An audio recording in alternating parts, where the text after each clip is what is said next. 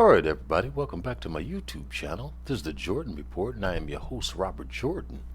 Everyone please remember to like, subscribe, and share. Alright, I believe this is my third report on Sweden. And I keep up with Sweden for a reason, because Sweden has a lot of similar problems to us. Their ruling party, believe it or not, is called the Social Democrats. So they're dealing with Democrats as we are. They're dealing with open borders Democrats as we are. And they're paying the price for it. These Democrats, just like ours, have no regard for the lives of the native Swedes. And so here's a report from Breitbart, January the 15th. Here's another one of these reports. Swedish politician says government has lost control after huge Stockholm bombing.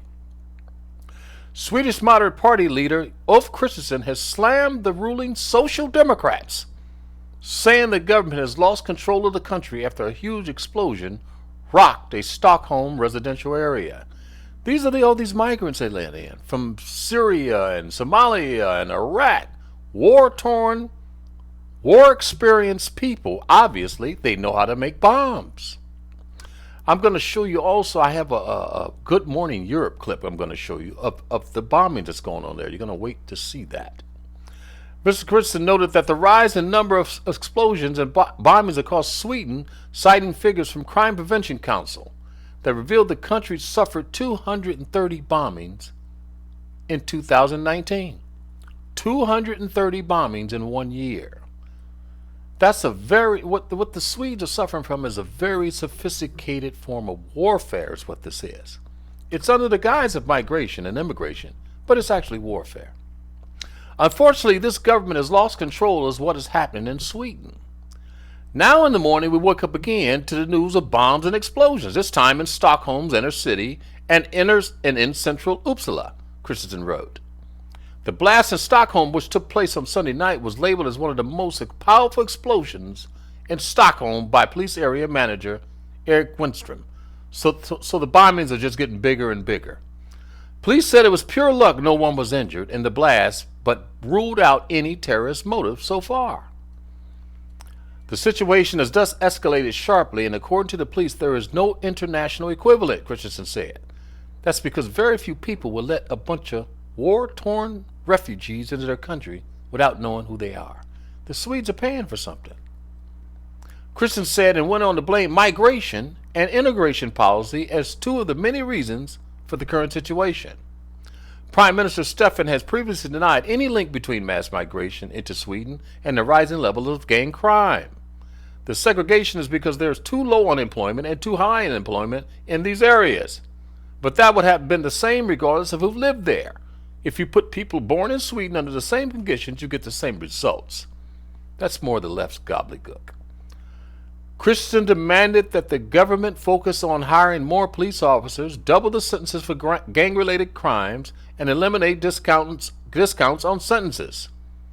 The conditional release rules need to be tightened and legislation changed so that more foreign nationals are expelled to their home countries. In addition, the penalty must be sharpened for those caught with explosives in public places.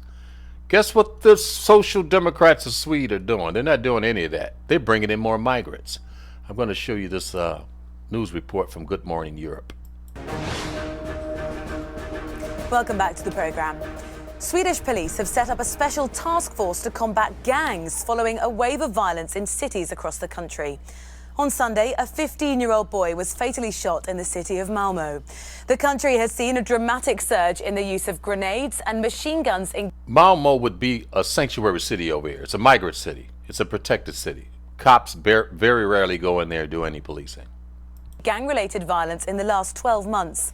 Police said last week that they dealt with more than 180 bomb attacks this year alone.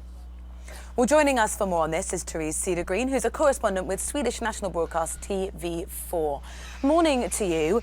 Sweden really is a country that has up until now had a real reputation for safety. What's behind this increase in violence?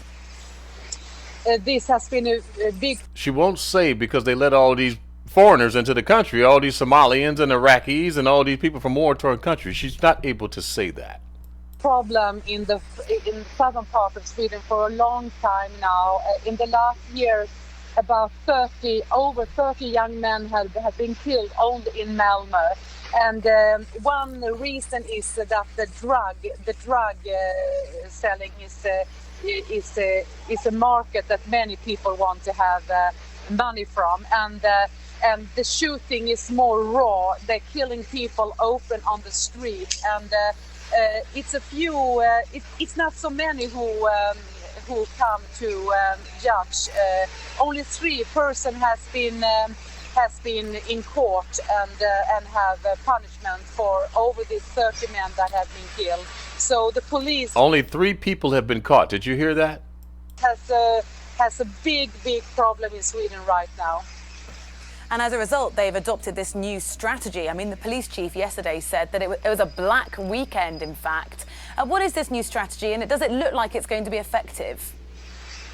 Yes, the police, they say that now they're going to do anything to stop the criminals. They're going to take more weapons from them, and they're going to attack them more aggressively. But some people that I have talked to in Malmö, they said this is too late. Too many people has been killed already. Over 30 young men only the last years.